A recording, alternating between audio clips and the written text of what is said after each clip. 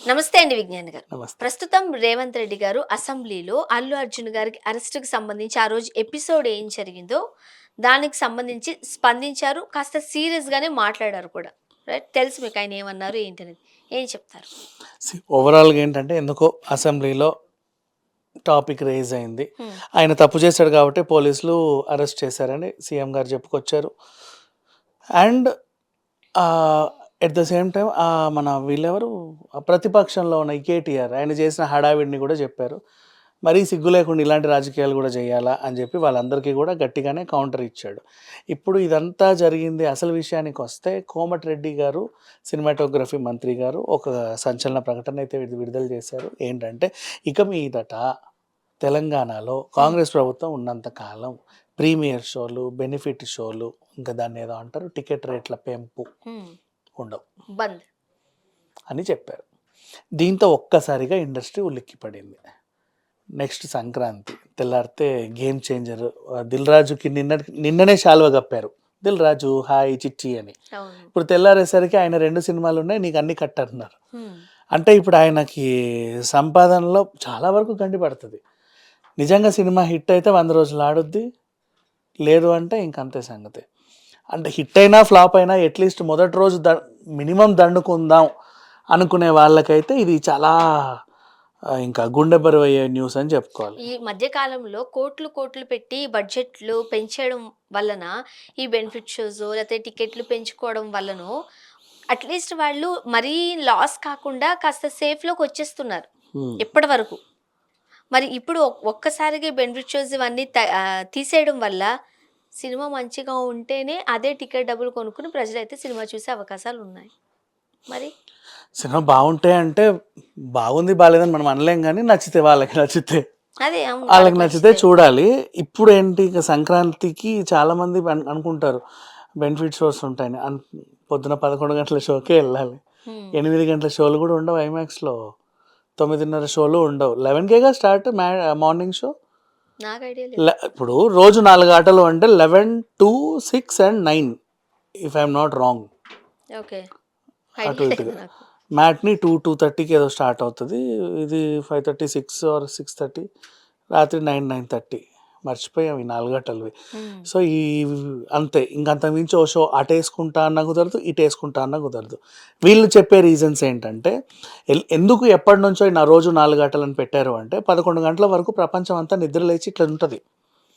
నువ్వు 6 గంటలకి, 5 గంటలకి, అర్ధరాత్రి 2 గంటలకి, 1 గంటకి పెట్టుకుంటే ట్రాఫిక్, గీఫిక్ సమస్యలొస్తాయి. లా అండ్ ఆర్డర్ సమస్య ఉంటది. ఆ టైంలో పెట్రోలింగ్ వ్యాన్ తప్ప బయట ఏవి తిరగవు. అండ్ సిగ్నలింగ్ వ్యవస్థ గూడా యెల్లో లైట్ ఇట్టిట్టిట్టా ఉంటది. హ్మ్. ఆపిపో లాంటివేం ఉండవు. సో, ఆ టైంలో మీరు హడావిడి చేస్తానంటే కుదరదు. ఎంత కాదన్నా ఇది నైట్ లైఫ్ కిందకి వస్తది.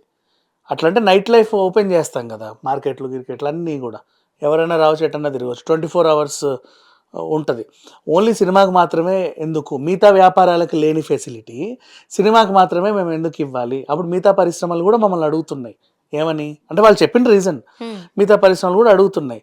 లేదండి మాది షాపింగ్ మాల్. మాకు గూడా నైట్ 1:00 వరకు, ఎర్లీ మార్నింగ్ 5 వరకు మాకు పర్మిషన్ ఇవ్వండి అని. నో అట్లాంటి పర్మిషన్ లేదు. మరి సినిమా గూడా బిజినెస్సే గదా! ఏ లెక్కలో మీరు వాళ్ళకి ఇస్తున్నారని వీళ్ళు అడుగుతున్నారు. మిగతా పారిశ్రామికవేత్తలు. హ్మ్. వాళ్ళకి మేము ఆన్సర్ చెప్పలేకపోతున్నాం అన్నట్లుగా వీళ్ళున్నారు. అండ్ అంటే చెప్పాలంటే చెప్పుకోవచ్చు. బట్ ఇప్పుడు వీళ్ళు చెప్పిన రీజన్ ఇలా ఉంది. అండ్ ఇప్పుడు వీళ్ళు తీసుకున్న ఈ నిర్ణయానికి మాత్రం ఫస్ట్ సంక్రాంతికి పెద్ద ఎఫెక్ట్ పడేది 'గేమ్ చేంజర్'. ఇప్పుడు 'గ్లోబల్ స్టార్' అయిన తర్వాత రిలీజ్ అవుతున్న ఫస్ట్ మూవీ హ్మ్. ఈ 'గేమ్ చేంజర్' అనేది. 'ఆర్ఆర్ఆర్' తర్వాత. అంతే గదా! అంటే 'గ్లోబల్ స్టార్' అయిన తర్వాత హ్మ్. ఇప్పుడు ఎంతవరకు ఎఫెక్ట్ పడే అవకాశం ఉంటుంది? బీభత్సమైన ఎఫెక్ట్ 500 సీఆర్ బడ్జెట్. హ్మ్. 'పుష్ప' బడ్జెట్ 300 గూడా ఉండదు. ఇది 500. అవునా? అండ్ నీకు ఫస్ట్ దండుకోవాలి అంటే కనీసం బోలెడన్ని థియేటర్‌లో నువ్వు రిలీజ్ అవ్వాలి. నీకు బోలెడన్ని థియేటర్స్ లేవు. ఎందుకంటే 'పుష్పకి' కాంపిటీషన్ లేదు. నీకు కాంపిటీషన్ ఉంది. ఎవరు ఈవెన్ తమిళ్‌లో గూడా 'పొంగల్' అంటే పెద్ద సినిమాలు రిలీజ్ అవుతాయి. అవును. పెద్ద కాంపిటీషన్. సో, నీకు ఇన్ని థియేటర్సే ఇస్తారు. నీకు గాదు నీ నిర్మాతకి. నీ నిర్మాత ఏం జేస్తున్నాడు, ఉన్న థియేటర్స్ అన్ని నీకివ్వట్లా. పాపం నీ నిర్మాత 2 పెట్టుకున్నాడు. సంక్రాంతికి వస్తున్నాం 'గేమ్ చేంజర్' అని. హ్మ్. సగం నీకు, సగం నీకు అనుకున్నాడు. సో, నీకు కేటాయించిన ఇన్ని థియేటర్‌లో గూడా నీకు ఇన్నే వస్తాయి. ఇన్ని థియేటర్లకి బెనిఫిట్ షోలు లేవు, ఎక్స్ట్రా షోస్ లేవు, టికెట్ రేట్ పెంపు లేదు. 150-100 రూపాయలకే నువ్వు టికెట్ అమ్మాలి, రోజు 4 ఆటలే వేసుకోవాలి. హిట్ అనుకో సినిమా ఫర్ ఎగ్జాంపుల్, నువ్వు ఎంత లాంగ్ రన్లో నువ్వు 2 వారాలు ఆడించినా సరే నీకు 100 కోట్లు అయితే కష్టమే. ఫ్లాప్ అనుకో cinema, the biggest disaster in whole industry, లేదా ఆ సంవత్సరం 2025 ఓపెనింగ్ 500 కోట్లు పెడితే 5 కోట్లు కలెక్ట్ చేసిందంటే ఇంకా అంతకుమించి. ఇప్పుడు నిర్మాతలకు కూడా భారీ నష్టం వచ్చే అవకాశాలు ఉంటాయిగా ఇన్ కేసు సినిమా ఒకవేళ అటు ఇటు టాక్ తెచ్చుకుంటే. నేనేమనుకున్నాను అంటే పర్సనల్గా, వీళ్ళు నీకు ఏదన్నా నచ్చినా నచ్చకపోయినా చెప్పట్లా రేవంత్ రెడ్డి గారి దగ్గరికి వెళ్ళి ఇది వద్దండి, ఇది ఉండనివ్వండి అని అని అలిగి కూర్చుంటున్నారు. చెప్పట్లా అంటే ఏంటి, ఇప్పుడు గద్దర్ పేరు మార్పు అది అవార్డు, వీళ్ళకేమో ఉత్తమ గద్దర్ కమీడియన్, ఉత్తమ గద్దర్ విలన్, ఉత్తమ గద్దర్ ఐటమ్ గర్ల్, ఇట్లుంటే ఆ గద్దర్ గారికి కూడా అవమానమే. అవును, వీళ్ళకి అది నచ్చట్లా.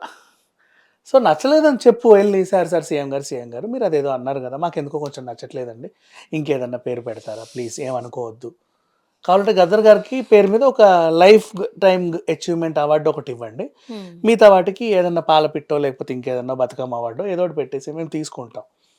వాళ్ళు కూడా సరేలేండి మీరు ఇంత దూరం వచ్చి అడిగారు సంతోషం. అది లేదు. అప్పుడెప్పుడో కోమటిరెడ్డి గారు ప్రమాణ స్వీకారోత్సవానికి కూడా వీళ్ళు రాలా, మనం మాట్లాడుకున్నాం. అవును, పోనీ ఇప్పుడన్నా మధ్యలో ఎప్పుడైనా ఇండస్ట్రీ పెద్దలందరూ వెళ్ళి ఎప్పుడన్నా కలిశారంటే అది లేదు. ఇప్పుడు అల్లు అర్జున్ విషయంలో కూడా, మొన్న కొండా సురేఖ గారి విషయంలోనూ కూడా ఇండస్ట్రీ మొత్తం కొండా సురేఖ మీద ఫైర్ అయింది, సమంతకు సారీ చెప్పమని. అప్పుడు సరేలే ఊరుకున్నారు.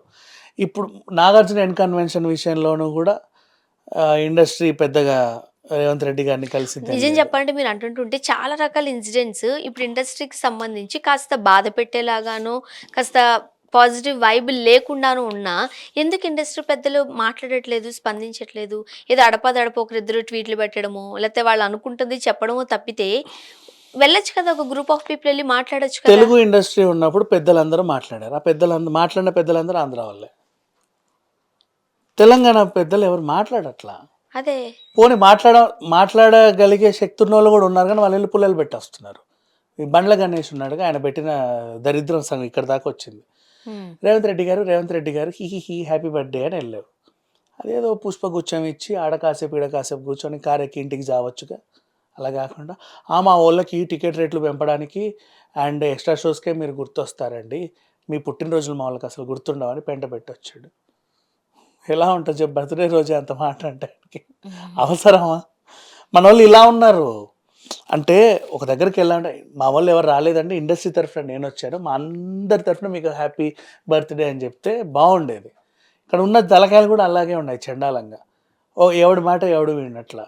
ఇంతకుముందు అలా కాదు, అందరూ ఒక దగ్గరకు వచ్చి ఒక నిర్ణయం తీసుకుని, జగన్ గారి దగ్గరికి పోలా టికెట్ రేట్లు అంటే అందరు హీరోలు కలిసి జగన్ గారు సారీ అండి మీరు ఏమనుకోవద్దు కొంచెం పెంచండి, ఇప్పుడు పెంచలేదు ఆయన, అలా అడగాలి. నన్ను అడిగితే నేను కూడా ఇదే అనుకుంటున్నా, ఇప్పుడు రేవంత్ రెడ్డి గారు ఇది తీసుకున్నారంటే మరీ ఇండస్ట్రీకి నష్టం కావాలని నేను అనుకోవట్లే. కాకపోతే అన్నారుగా నన్ను సోషల్ మీడియాలో చాలా అసభ్యకరంగా పోస్టులు పెట్టారు, అయినా సరే నేను నా డెసిషన్ అయితే నేనే తీసుకుంటాను అన్నట్టుగా అదొక విషయాన్ని రేస్ చేశారు పాయింట్. నిజంగానే సోషల్ మీడియాలో రేవంత్ రెడ్డి గారికి సంబంధించి కొన్ని కమెంట్స్ ఈయన కేటీఆర్ వాళ్ళ పింకీలు వాళ్ళందరూ కలిసి జై అల్లు అర్జున్ డౌన్ రేవంత్ రెడ్డి అని పిచ్చి పిచ్చి పిచ్చి పోస్టులు అన్నీ పెట్టారు, ఆయన పెట్టించాడు. సో ఇవన్నిటికీ రేవంత్ రెడ్డి గారు అయితే ఆ టైప్ కాదు, ఇప్పుడు కొంచెం సీరియస్ అయ్యాడు. నాకు తెలిసి రేపు ఎన్నో కొంచెం పెద్దలు వెళ్ళి రేవంత్ రెడ్డి గారు ఇలా కాదు ఇలా అండి కొంచెం చూడండి అంటే, నన్ను అడిగితే సంక్రాంతి నుంచే టికెట్ రేట్లు పెరుగుతాయి. చూడాలి మరి. అంటే ఇది ఒక రకంగా చెప్పాలంటే ప్రభుత్వం అయితే, గవర్నమెంట్ అయితే సీరియస్ గానే ఉండింది. అండ్ అరెస్ట్ రోజు అల్లు అర్జున్ గారు రమ్మన్న వెంటనే పోలీసులు చెప్పిన వెంటనే వచ్చుంటే బాగుండేది అని ఒక వెర్షన్ కూడా తీసుకొచ్చారు. మనకేమో టీవీలో చూస్తే చాలా కూల్ గా కామ్గా వచ్చి కారు ఎక్కినట్టే కనిపిస్తుంది, కాబట్టి అక్కడ ఏం జరిగింది అనేది ఒక క్లారిటీ లేదు. బ్యాక్గ్రౌండ్ ఏం జరిగింది అనేది ఆయన ఏదో వివరించారు. బట్ రేపో ఎల్లుండో పెద్దలు వెళ్తారు. రేవంత్ రెడ్డి గారు అయితే ఖచ్చితంగా ఒక ఇండస్ట్రీ నాశనం అవ్వాలని కోరుకునే వ్యక్తి అయితే కాదు. సో చూద్దాం ఏం జరగబోతుంది. Thank you so much.